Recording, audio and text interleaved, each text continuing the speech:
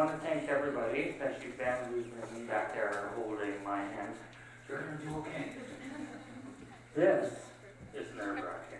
Okay, so I've done about 12 artist talks. Artist talks are basically artists talking about themselves.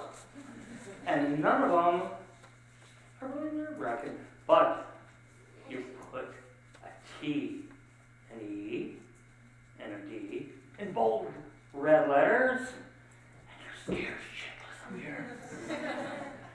So, anyway, I'm going to take a deep breath if you don't mind. And what did that video say? Oh, always start with a joke. Okay. Right? And normally it's not. How many starving artists does it take to screw in a light bulb? None.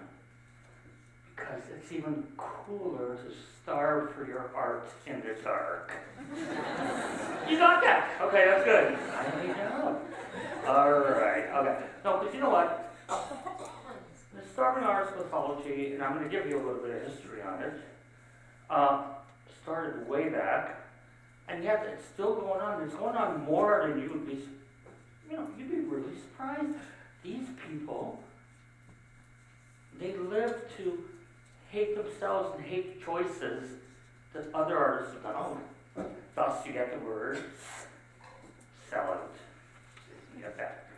Anyway, before I get into the history of the starving artist, the mythology of the starving artist, I'm going to tell you a little bit about myself.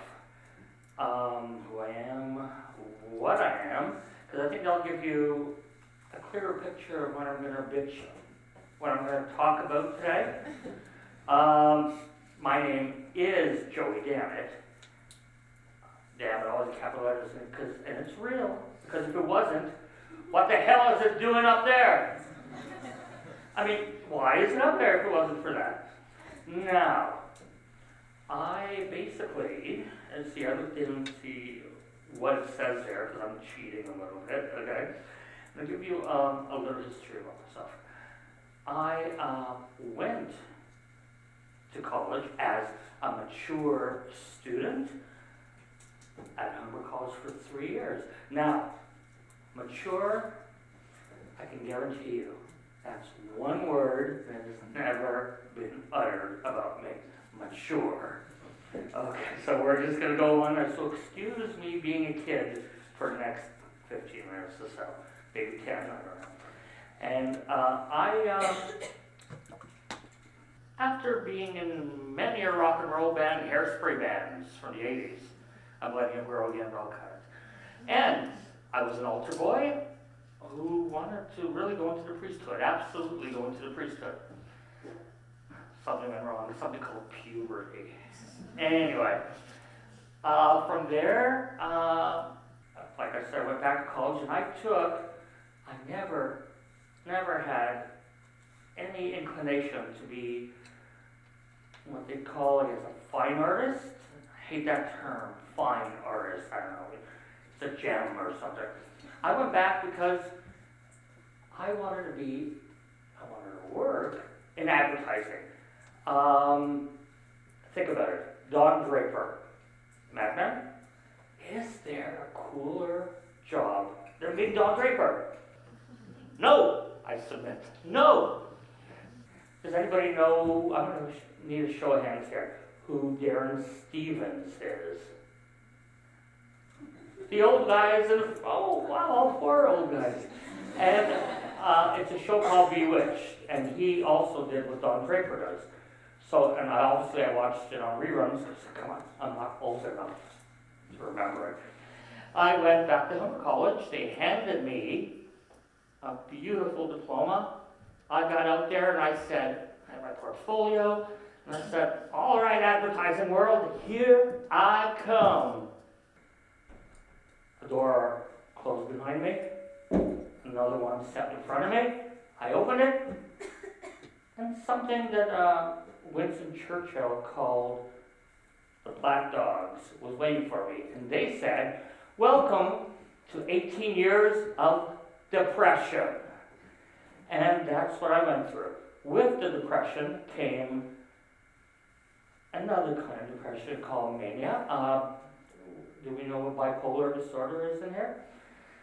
Unfortunately, it was much more depression than it was mania, because some of you may know, mania is known to, well, it makes some of us rather super creative. So in one night, I, of course, not sleeping and guzzling my second 2-liter bottle of Diet Coke, and writing away my journal, I came up with this name, Joey Dammit, exclamation mark and all, always in capital letters, DAMMIT, exclamation mark.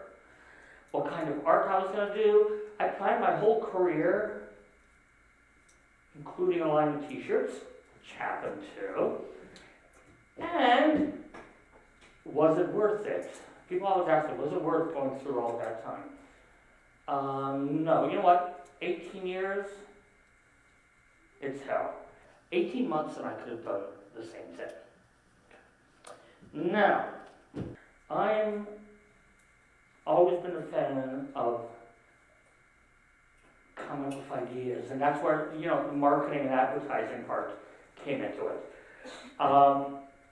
But it seems like a lot of artists that go to what we consider art school, I mean, I won't use any words, but you can, any letters, but you can figure out where I'm going here. They're basically taught all the techniques, but nothing to get them ready for what's going on after they graduate. And that's important because some of us can, with the right training, we can make a living out of doing something that we love, that we're passionate about, that we're not selling out, and yet we can make a living out of it. And I think these schools should be teaching the students the tools on how to do and to have an art career, to make a living out of doing something they love, that they're passionate about,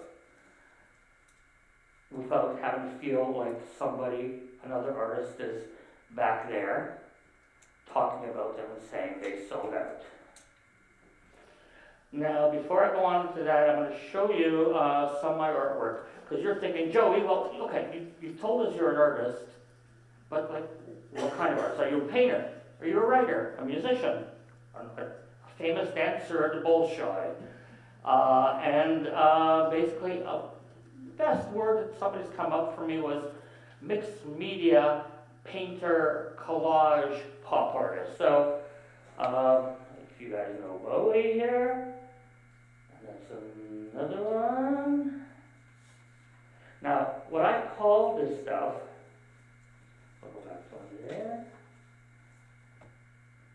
Josephine Baker, and David Lynch. I call it a manic montage, not just because it is a very manic, chaotic picture, but because of that night that I was in bed, and I suddenly invented what I now call the manic montage. And I'm going to give you a little history on this. Starving artists, we have the big bang moment of when it really hit us. And that was a book, and we're going to find it in, that's the wrong one. Okay, it was Henri Mouget. And if I said that wrong, please somebody say it better. Okay, and it's Songs de la Vie de Bohème. This book was written by a starving writer, short fictional stories about starving artists in Paris's Latin Quarter, and it was a surprise hit. But here's the thing. The Parisians loved this thing, and so you had the rich and the bourgeois all dressing up like bohemians, all just laying back in the Latin Quarter on the weekends, drinking, you know, whatever cheap wine they get their hands on, because they so wanted to be like starving artists. This book, as I said, written in 1851, later, it just influenced everything. The opera by Puccini, if I said that correct, but also Rent and Moulin Rouge, among others. Now, it just got to the point where it was almost cooler to be a starving artist than to be an artist making money. Now, hence, who knows who Henry Miller is? Okay. Writer who wrote 30 books. He's considered a great writer. He's done quite a number of movies. This is the quote that he used. And something that, I mean, I agree and I don't agree. What sustains the artist is the look of love in the eyes of the beholder. Not money, not the right connections, not exhibitions, and not flattering reviews. And that's Henry Miller. And, well, you know what? I know where Henry's going here. And I agree with him. There's nothing that feels so great as watching somebody watching your painting and having that look in their eyes. It's tremendous and it makes it all worthwhile.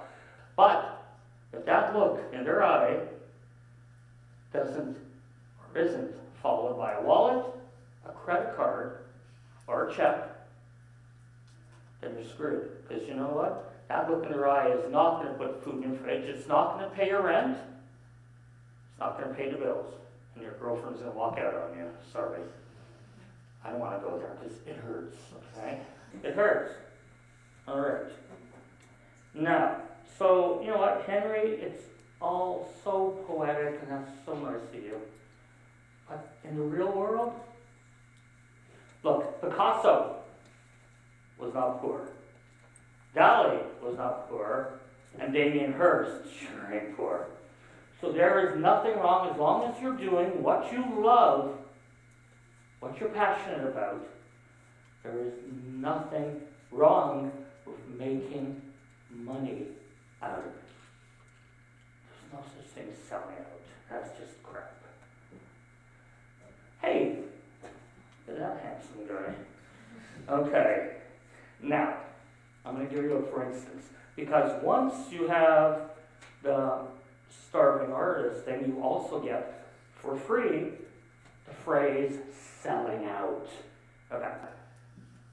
Back in 2008, the Hudson's Bay Company called me, well, the Hudson's Bay Company didn't, you know, bricks, mortar. Somebody from the Hudson's Bay Company called me and said, hey, Joey, we're doing a month-long advertising thing called Living Artfully, getting 6 artists from 6 major Canadian cities, and we want to put you in a magazine, and you get to wear any designer clothes you want, it's up to you, and we want to put your art in the store, throughout the store, and we also want you for a few days to be in our main window doing your art and recreating your studio. So this is what you have here. This is, I mean, they asked me, what was I going to say? Oh, I don't know, that sounds like selling out. I got to do my own art. I got to meet interested people who to this day still buy off me and commission off me. So when somebody has a nerve, a friend, a fellow artist, to sit across from me in a restaurant at a table and say, yeah, Joey, you know what? That's all fine and dandy, but how did it make you feel? And I go, what do you mean? I mean, did that make you feel, you know, like a sellout? Like, isn't that commercial? Isn't that? And I go, excuse me? Where, please, somebody, tell me where that went wrong. I did not break any laws of the artist code. I did what I love to do. I got to meet incredible people, including, look, that's Ma and Pa DAMMIT visiting me, looking in the window, and I think that's the first time I ever saw them with a proud look on their face. So that's it. Now, who knows, I'm going to put I need to sign hands. Patti Smith, singer, great poet, writer. Okay. Thank you, older folk. Okay. She has this great little quote. It's a video on YouTube, and she's talking to the young artists. And if you don't mind, I'm going to quote her because it's way too long to remember this. And you know what? She's absolutely right. Because this is what the people you still meet out there. And it's time for them to stop thinking the way they're thinking. Because if you want to be an artist, it's okay. If you want to do what you love, that's okay. You can make money. And she wrote, a writer, or any artist, can't be expected to just be embraced by people. I've done records where it seemed no one listened to them. Written books of poetry that only 50 people read. But you keep on doing your work because you have to. Because it's your calling. But it is beautiful to be embraced by people. Some people have said to me, Patti, hey, don't you think that kind of success spoils one as an artist? Or if you're, a punk rocker, you don't want to, have a hit record, do you? And I say, Mrs. Patti, still talking, F you! What? And that's not what she said on the video, but we are doing a PG presentation here. And she said, look, one does their work for the people, and the more people you can touch, the better, the more wonderful it is.